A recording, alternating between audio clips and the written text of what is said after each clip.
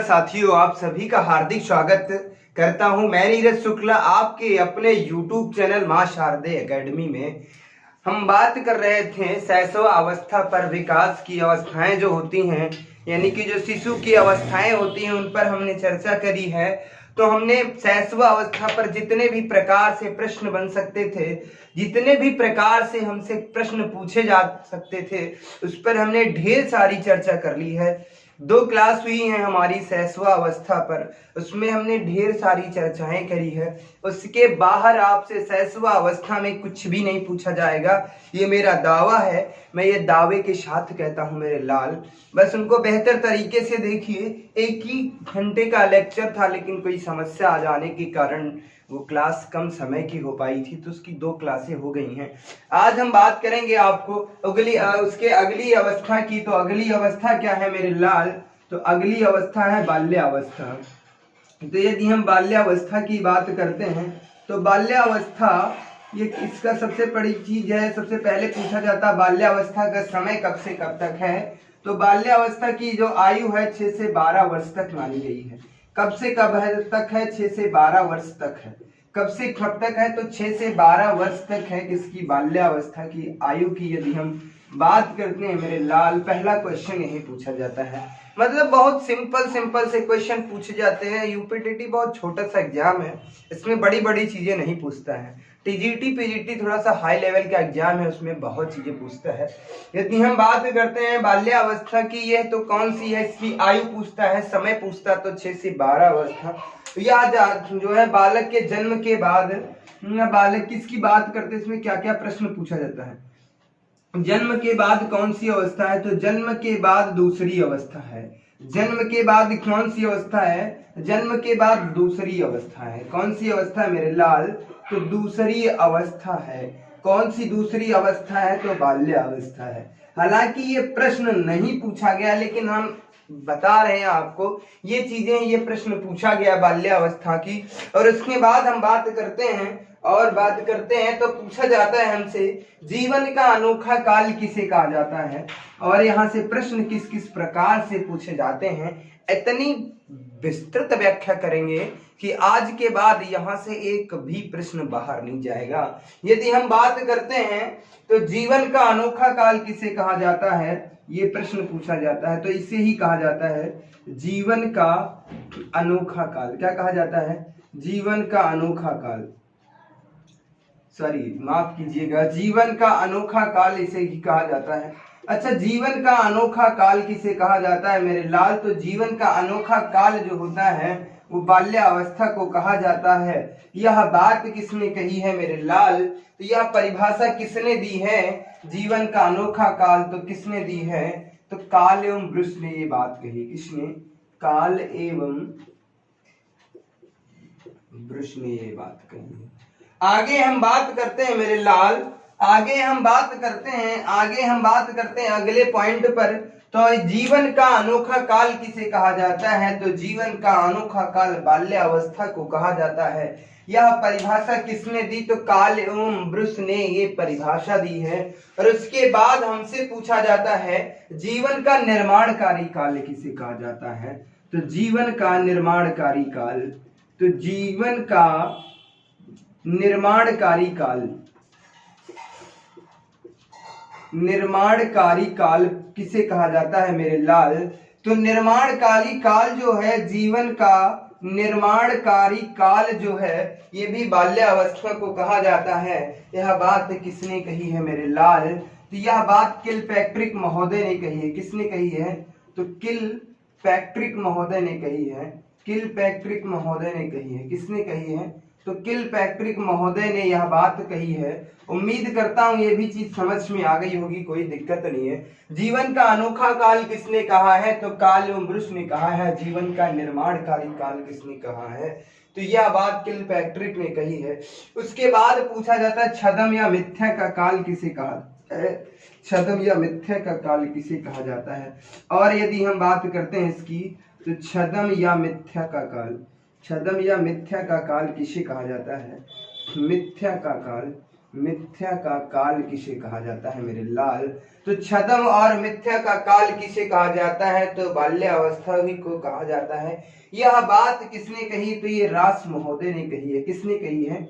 तो रास महोदय ने यह बात कही है। किसने कहा है? छद्म या मिथ्या का काल रास महोदय ने कही है यह बात। उसके बाद हम बात करते हैं, ये तो कुछ हमारी महत्वपूर्ण परिभाषाएं थी, इनसे भी प्रश्न पूछा जाता है।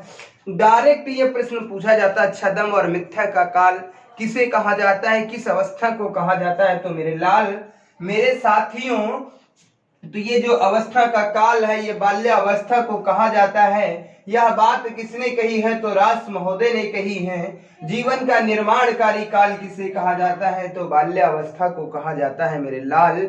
किसने कहा है? तो किलपैट्रिक ने कहा है। और जीवन का अनोखा काल किसे कहा जाता है? तो बाल्यावस्था का। चाहे जीवन का अनोखा काल पूछे, चाहे जीवन का निर्माणकारी काल पूछे, चाहे छद्म या मिथ्या का काल पूछे, ये सब किसे कहा जाता है? बाल्यावस्था को। उसके बाद हम बात करते हैं शिक्षा की दृष्टि से सबसे महत्वपूर्ण काल। शिक्षा की दृष्टि से, शिक्षा की दृष्टि से सबसे महत्वपूर्ण काल, शिक्षा की दृष्टि से सबसे महत्वपूर्ण काल कहा जाता है, महत्वपूर्ण काल कहा जाता है। महत्वपूर्ण काल किसे कहा जाता है मेरे लाल? तो शिक्षा की दृष्टि से सबसे महत्वपूर्ण काल जो है वो बाल्यावस्था को कहा जाता है मेरे भाइयों। किसे कहा जाता है? तो बाल्यावस्था को कहा जाता है। शिक्षा की दृष्टि से सबसे महत्वपूर्ण काल किसे कहा जाता है? बाल्यावस्था को। और क्या कहा जाता है? वैचारिक अवस्था का काल भी इसे कहा जाता है। क्या कहा जाता है? वैचारिक अवस्था का काल, वैचारिक अवस्था का काल भी कहा जाता है। वैचारिक अवस्था का काल भी कहा जाता है। अच्छा, वैचारिक अवस्था का काल किसे कहा जाता है मेरे लाल? तो ये भी बाल्यावस्था को ही कहा जाता है। और बात करते हैं तो क्या कहा जाता है? यथार्थवादी दृष्टिकोण। और इसकी बात करता हूं, यथार्थवादी दृष्टिकोण का काल। यथार्थवादी दृष्टिकोण का काल किसे कहा जाता है? दृष्टिकोण का काल किसे कहा जाता है? यथार्थवादी दृष्टिकोण का काल किसे कहा जाता है? और काल्पनिक एवं अमूर्त चिंतन की इस अवस्था में बच्चा क्या करता है? काल्पनिक एवं बात करते हैं मेरे लाल,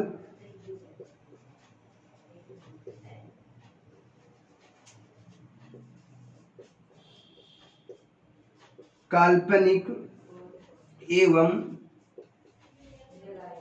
अमूर्त चिंतन का प्रारंभ हो जाता है। यदि हम बात करते हैं मेरे लाल, इतने भी प्रश्न पूछे जाते हैं, और भी चीजें हैं उस पे भी हम चर्चा करेंगे। तो सबसे पहली बात क्या पूछा जाता है मेरे साथियों? यहाँ से प्रश्न हमसे किस किस प्रकार से पूछे जाते हैं, क्या क्या परीक्षाओं में हमसे प्रश्न पूछे जाते हैं, उस पे चर्चा करते हैं। ये प्रश्न अभी तक नहीं पूछा गया है, जीवन का अनोखा काल किसे कहा जाता है मेरे लाल? ये भी प्रश्न पूछा गया है, ये पूछा गया है। किसने कहा है? ये बात भी पूछी गई है। और यह बात किसने कही है? तो ये परिभाषा भी पूछी गई है। यानी कि यहाँ से 1 नंबर का ये पूछा गया है, 1 नंबर का ये, तो 2 नंबर के प्रश्न इससे पूछे गए हैं। और जीवन का निर्माणकारी काल किसे कहा जाता है मेरे लाल? मेरे साथियों, मेरे मित्रों, तो ये भी पूछा गया है, जीवन का निर्माणकारी काल किसे कहा जाता है? ये भी प्रश्न पूछा गया है। और यह बात किसने कही है? तो किलपैट्रिक महोदय ने कही है, ये भी पूछा गया है। और हम बात करते हैं छद्म या मिथ्या का काल, एक बार नहीं बहुत बार पूछा गया मेरे लाल। ये भी यहाँ से प्रश्न बनता है और बहुत प्रश्न यहाँ से पूछे जाते हैं। अच्छा, शिक्षा की दृष्टि से सबसे महत्वपूर्ण काल किसे कहा जाता है? ये भी प्रश्न पूछा गया है। मतलब एक एक पॉइंट जो है ये आपके प्रश्न हैं जो आपकी परीक्षाओं में पूछे जा रहे हैं। आप प्रैक्टिस सेट उठाना 2011 से लगा करके 2019 तक के सारे प्रैक्टिस सेट में मिल जाएंगे। ये सारी चीजें पूछी जाती हैं, तो इतना महत्वपूर्ण है। और आज मैं बाल्यावस्था की वो चीजें बता दूंगा एक भी प्रश्न बाहर नहीं जाएगा। आप चाहे ऑनलाइन पढ़ो या ऑफलाइन पढ़ो, थोड़ी सी चीजें बता दी जाती हैं, सारी चीजें विस्तृत व्याख्या नहीं की जाती है। तो आज हम विस्तृत व्याख्या करेंगे। अच्छा, वैचारिक अवस्था का काल, ये प्रश्न पूछा गया है मेरे लाल। वैचारिक अवस्था का काल किसे कहा जाता है? तो बाल्यावस्था को। यथार्थवादी दृष्टिकोण किसे कहा जाता है? ये प्रश्न नहीं पूछा गया है, लेकिन मुझे याद रखना है, कोई जरूरी नहीं है, आगे पूछ सकता है। ये भी प्रश्न पूछा गया है, काल्पनिक एवं अमूर्त चिंतन का क्या करता है? प्रारंभ करता है। अब यदि पूछे काल्पनिक एवं अमूर्त चिंतन का काल किसे कहा जाता है, तो काल्पनिक एवं अमूर्त चिंतन का काल किसे कहा जाता है मेरे लाल? तो किशोरा अवस्था को कहा जाता है। यदि अमूर्त चिंतन का प्रारंभ की बात करें तो ये प्रश्न पूछा गया है बाल्यावस्था में। उम्मीद करता हूं ये सारी चीजें समझ में आ रही होंगी। हर एक पॉइंट जो मैं लिखा रहा हूं, हर एक पॉइंट दो बार लगभग आया है, दो बार हर एक पॉइंट पूछा गया। ढेर सारी प्रश्न, मतलब हम कहते हैं ऐसा कोई प्रैक्टिस सेट नहीं है जिनमें हमारी 3 अवस्थाएं हैं, शैशव अवस्था, बाल्य अवस्था और किशोर अवस्था। ऐसा कोई भी प्रैक्टिस सेट नहीं है जिसमें हर एक अवस्था से एक या दो प्रश्न पूछ ना लिए जाएं। अक्सर पूछ लिए जाते हैं, तो ये चीजें याद रखो, कोई दिक्कत नहीं। और यहाँ से एक प्रश्न और पूछा गया है, 6 से 12 वर्ष ये इसकी अवधि पूछी। एक बार नहीं, ये बहुत बार प्रश्न पूछा गया होगा, पूछा गया है। उम्मीद करता हूँ ये सारी चीजें समझ में आ जाती हैं। यदि ये चीजें समझ में आ जाती तो और भी चीजें हैं, उन पर भी चर्चा करते हैं। बाल्यावस्था का आज कर देंगे हम अंत, और आज से बाल्यावस्था में एक भी प्रश्न आज के बाद बाहर नहीं जाएगा, ये हम दावा करते हैं। कोई दिक्कत नहीं होगी। सबसे बड़ी चीज है जो ये 30 से 35 मिनट का लेक्चर होता है, तो इसके पीछे जो मेहनत होती है लगभग 10 से 12 घंटे की होती है। सारे प्रैक्टिस सेट उठाने पड़ते हैं, किस लेवल का हमारी परीक्षाओं में प्रश्न पूछे जाते हैं, क्या क्या चीजें हैं, बहुत ज्यादा डीप में जाना पड़ता है। और उसके बाद मनोविज्ञान की एक नहीं 4 बुक है, उनसे नोट्स बनाना पड़ता है। उसमें इसमें मिल जाता है, किसी भी बुक में पूरा कंटेंट ही नहीं है। आप कोई भी मनोविज्ञान की बुक उठाइए, पूरा कंटेंट एक पास नहीं मिलता है। तो ये हर एक बुक से थोड़ा थोड़ा सा लिया जाता है, जो कंटेंट है हमारी परीक्षाओं में पूछा जाता है। चलिए हम आगे बात करते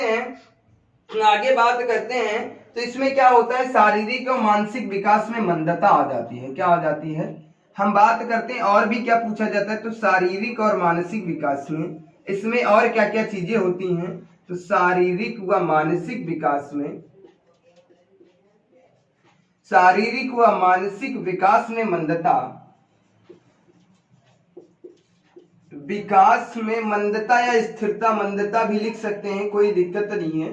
मंदता या स्थिरता आ जाती है। यदि हम बात करते हैं बाल्यावस्था की और विशेषताओं की चर्चा करते हैं, तो शारीरिक व मानसिक विकास में क्या आ जाती है, मंदता आ जाती है।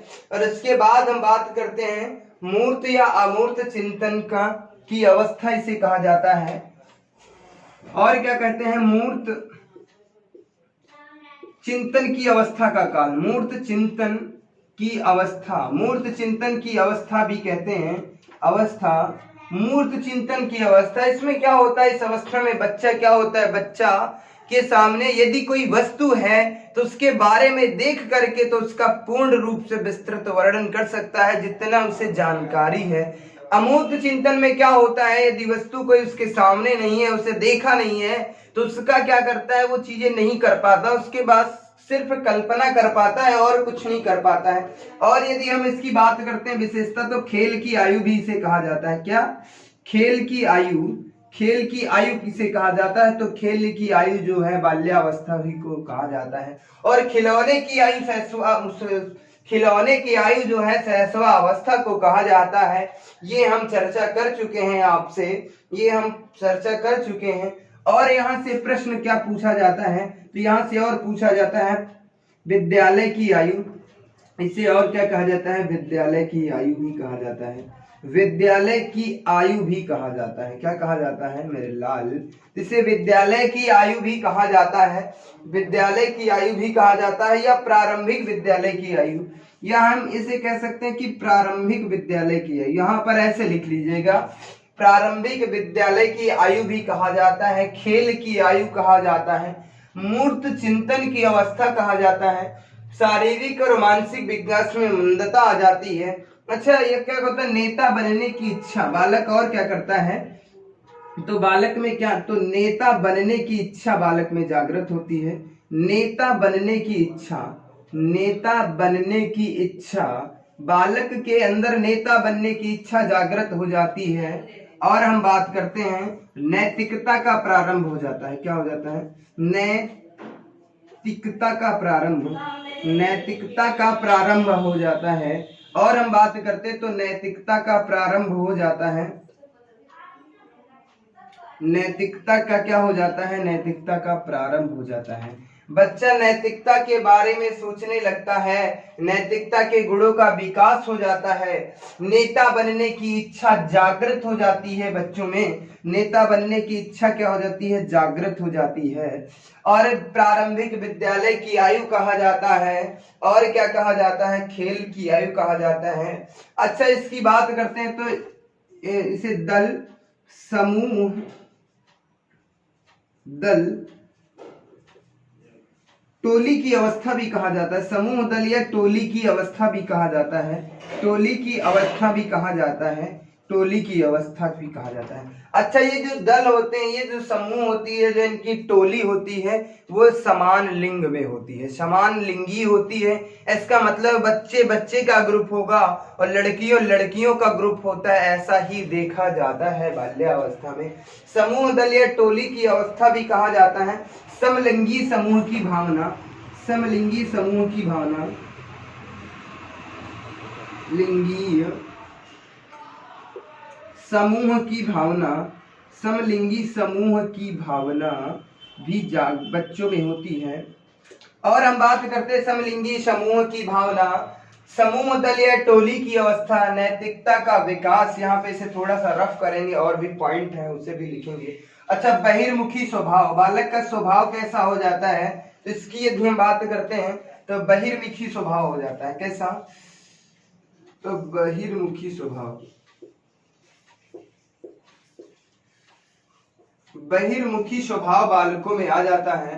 कैसा स्वभाव आ जाता है, तो बहिर्मुखी स्वभाव के बालक हो जाते हैं। और यदि हम बात करते हैं तो बिना काम के, देखा होगा बाल्यावस्था के बच्चों में बिना काम के घूमने की अवस्था, बिना काम के घूमने की प्रवृत्ति, बिना काम के घूमने की प्रवृत्ति पाई जाती है, बिना काम के घूमने की प्रवृत्ति बालकों में पाई जाती है, प्रवृत्ति पाई जाती है किसमें, बालकों में। तो बिना काम के घूमने की प्रवृत्ति बालकों में कब पाई जाती है, तो ये बाल्यावस्था में पाई जाती है। और क्या होता है, ये चीजों को इकट्ठा करते हैं, जिसे हम कह सकते हैं संग्रह करने की अवस्था, संग्रह करने की प्रवृत्ति। इसमें क्या होता है, संग्रह करने की प्रवृत्ति भी पाई जाती है, संग्रह करने की प्रवृत्ति भी पाई जाती है किस अवस्था में, तो ये सब बाल्य अवस्था की चर्चाएं हो रही।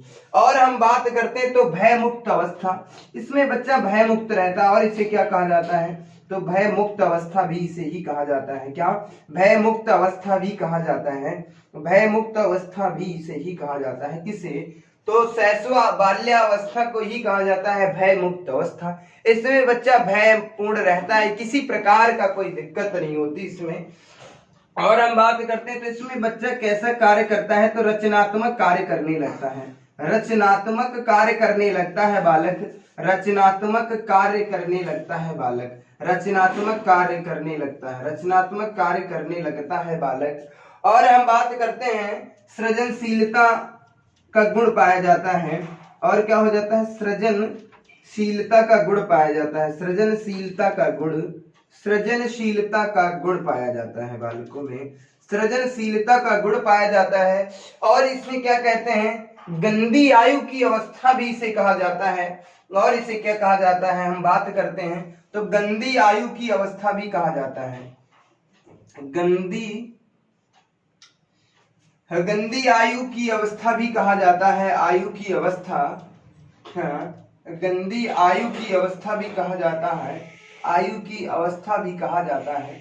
इसकी बात करते हैं, इसमें बच्चा क्या करता है, इसमें गंदी आयु की अवस्था इसलिए कहा जाता है कि बच्चा पूर्ण रूप से गंदा रहता है, इधर मिट्टी में खेलता है, कहीं इधर खेलता है, कहीं उधर खेलता है, कहीं कहीं भी खेलता है। ये सारे प्रश्न हमारी परीक्षाओं में हूबहू पूछ ही लिए जाते हैं और अक्सर पूछ लिए जाते हैं। हमने उन सारे पॉइंट पे, हमने उन सारी चीजों पे विस्तृत व्याख्या कर ली है। आज के बाद कोई समस्या नहीं होगी आपको, ये मेरा दावा है। यदि हम बात करते हैं पहला पॉइंट क्या है, क्या प्रश्न हमसे पूछा जा रहा है, तो हम इस पे थोड़ी सी चर्चा करते हैं। शारीरिक विकास और मानसिक विकास में क्या हो जाती है, मंदता आ जाती है। शारीरिक विकास और मानसिक विकास में मंदता, उसे हमने थोड़ा सा रफ कर दिया था।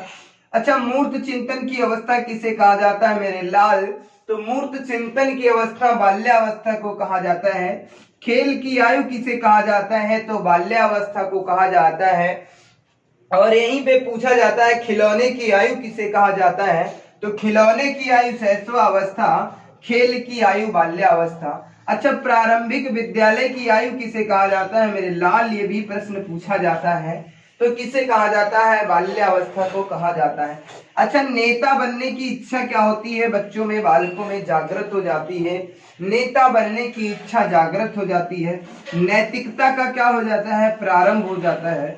बच्चा क्या करता है, नैतिकता का गुण जो होता है बच्चे के अंदर, नैतिकता के गुण का विकास हो जाता है, नैतिकता का प्रारंभ होने लगता है। और इसे क्या कह जाते हैं, समूह, दल या टोली की अवस्था कई बार पूछा गया है मेरे लाल, किसे कहा जाता है, तो बाल्यावस्था को। और हम बात करते हैं समलिंगी समूह की भावना। समलिंगी समूह की भावना किसे कहा जाता है मेरे लाल, इसकी यदि हम बात करते हैं तो समलिंगी समूह की भावना किसे कहा जाता है, तो बाल्यावस्था को कहा जाता है। यहां से ये भी प्रश्न पूछा गया है, ये भी पूछा गया है, खेल किया ये भी पूछा गया, ये भी पूछा गया है। नेता बनने की इच्छा, नैतिकता का प्रारंभ, समूह, दल या टोली की अवस्था, समलिंगी समूह की अवस्था। यानी कि ऐसा कोई पॉइंट नहीं है, ऐसा कोई पॉइंट नहीं है जो आपकी परीक्षा में पूछा ना गया हो। ये इतने महत्वपूर्ण है, इतने ही महत्वपूर्ण है परीक्षा की दृष्टि से।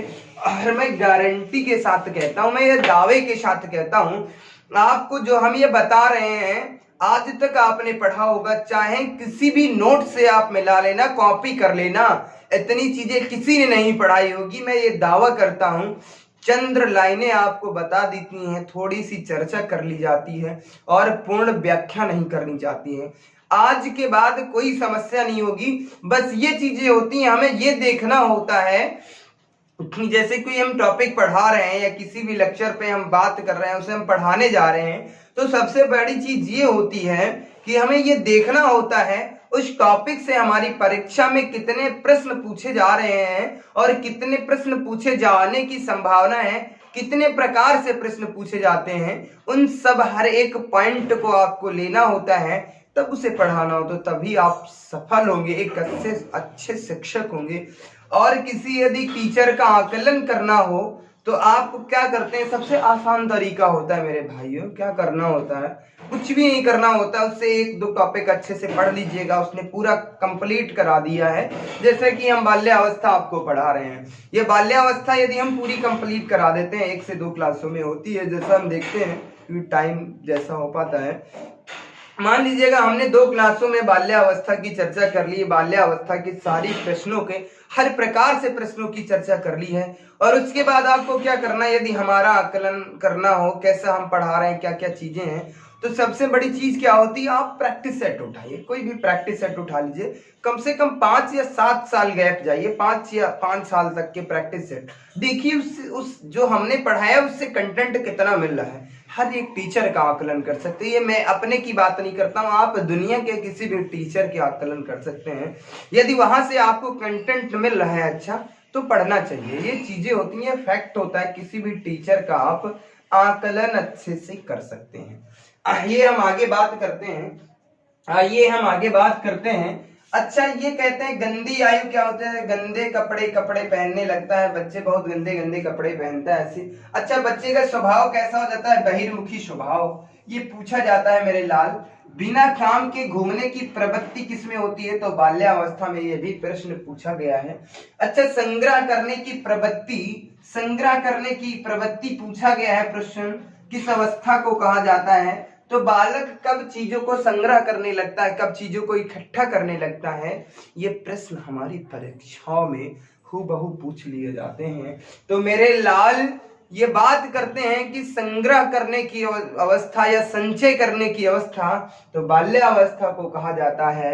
बिना काम के घूमने की प्रवृत्ति पूछा जाता है, तो मेरे लाल बाल्यावस्था को कहा जाता है। और इसके बाद हम कहते हैं भय मुक्त अवस्था किसे कहा जाता है, तो बाल्यावस्था को कहा जाता है। इसमें बच्चा बिल्कुल भय से मुक्त होता है, उसे किसी प्रकार का कोई डर नहीं होता, किसी से कोई मतलब नहीं होता है, बस क्या होता है। और इसमें क्या होता है, रचनात्मक कार्यों में बच्चा क्या करना लगता है, आनंद लेने लगता है। रचनात्मक कार्यों में आनंद लेने लगता है। जैसे कि हम बात करते हैं आपसे, यदि हम बात करते हैं एक छोटा सा, यदि हम बात कर लेते हैं इस मार्कर की, यदि हम बात करते हैं कि बेटा इसे मत खोलना, खोलोगे इसे तो खराब हो जाएगा, तो बच्चे से आपने बस इतना ही कहा है, तो बच्चा क्या करता है, सबसे पहले ये देखेगा कि आप कब इस मार्कर को रखो और यहां से साइड हो जाओ। तो बच्चा क्या करता है, सबसे पहले मार्कर को खोल के चेक करता है, देखता है, बच्चे को देखता है, उसको देखता है, खोलता है, उसके बाद उसे फिर बंद करने का प्रयास करता है। बंद हो जाता है तो ठीक है, पर नहीं बंद हो जाता है तो क्या है मेरे लाल, क्या हो जाता है, उसे ऐसे ही रख देता। हाँ, सर ने बहुत अच्छी बात बताई थी, ये सही कहा था। यही कहते, यही क्या है बालकों में, यही है सृजनशीलता का गुण, यही क्या है मेरे लाल, यही क्या है बालकों के अंदर सृजनशीलता का गुण। यदि हम बात कर लें कि बेटा इसे फाड़ना नहीं है, इसे फाड़ दोगे तो बेकार हो जाएगा, तो बच्चा क्या करता है, उस पेज को फाड़ देता है, उस पेज को फाड़ देता है। देखिए क्या होता है, उसके बाद उसे चिपकाने का प्रयास करता है, बट वो उससे नहीं जाता है।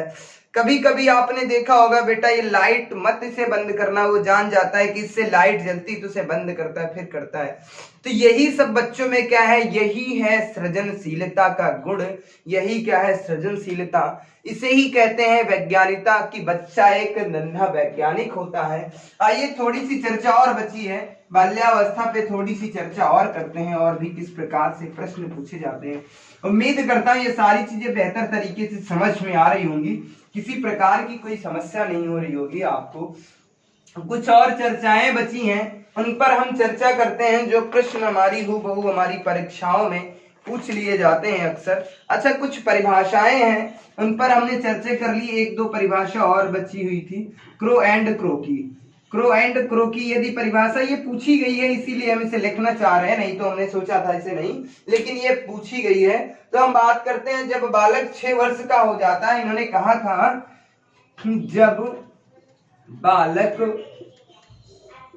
6 वर्ष का हो जाता है, जब बालक 6 वर्ष का हो जाता है, जब बालक 6 वर्ष का हो जाता है, मेरे लाल मैंने बात करी है, इन्होंने कहा था कि जब बालक 6 वर्ष का हो जाता है तो उसकी मानसिक योग्यता का, तो उसकी मानसिक योग्यता का, उसकी मानसिक योग्यता का, उसकी मानसिक योग्यता का पूर्ण विकास हो जाता है।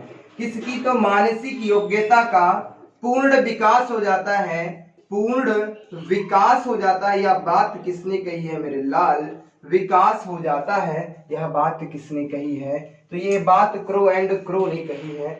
और एक परिभाषा स्टैंग महोदय जी ने कही है, स्टैंग महोदय ने कही है, बहुत इंपॉर्टेंट बात इन्होंने कही है, ये कई बार पूछा गया है। इन्होंने कहा था ऐसा शायद ही कोई खेल होगा, इन्होंने एक बात कही थी कि ऐसा शायद ही कोई खेल होगा, शायद ही कोई खेल होगा, ऐसा शायद ही कोई खेल होगा जिसे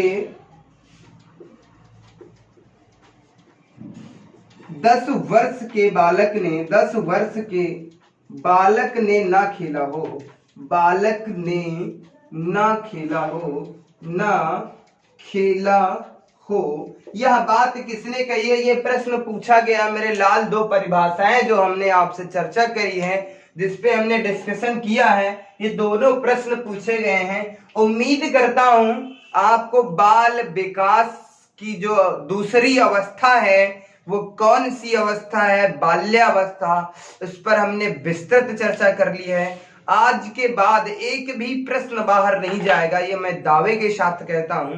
बेहतर तरीके से पढ़िए, बेहतर तरीके से तैयारी करिए, किसी भी प्रकार की कोई समस्या नहीं होगी, ये मेरा दावा है। मिलते हैं आपको अगली क्लास में एक नई शक्ति, एक नई ऊर्जा के साथ। तब तक के लिए बाय बाय, धन्यवाद।